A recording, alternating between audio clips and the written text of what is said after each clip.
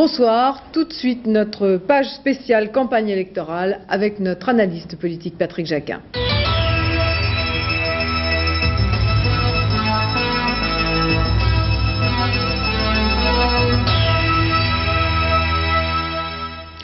Aujourd'hui encore, des commentaires sur la candidature de François Mitterrand annoncée hier soir. Patrick Jacquin, Jacques Chirac a avancé de 24 heures son intervention télévisée prévue pour demain soir. Oui, car il pensait un peu comme tout le monde que François Mitterrand, en fin de compte, ne s'exprimerait que ce soir. Alors tout à l'heure, Jacques Chirac a bien entendu commenté la déclaration du président de la République d'hier sur Antenne 2, et vous allez l'entendre, pour le candidat Chirac, il n'y a pas en France de risque de guerre civile.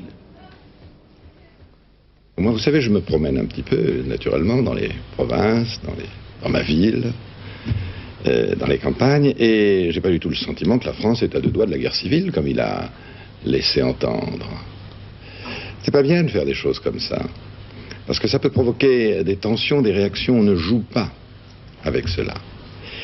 Et je crois qu'il a eu tort, pour dire la vérité.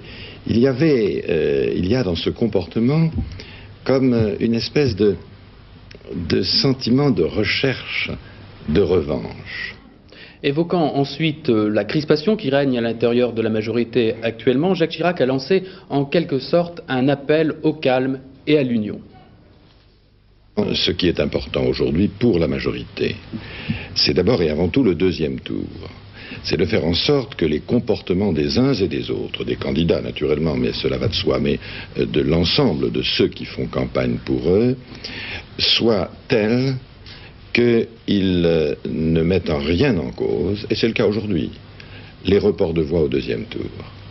Alors si cette union de la majorité, qui s'est exprimée sans réserve et sans faille pendant toute la période du gouvernement, en le soutenant notamment, si cette union reste ce qu'elle est aujourd'hui, et tout permet de le penser, eh bien la majorité gagnera. Elle gagnera tout simplement parce que les Français ont un minimum de mémoire, ils se souviennent de ce qui s'est passé entre 81 et 85, et je suis tout à fait persuadé qu'une majorité d'entre eux ne veut pas recommencer.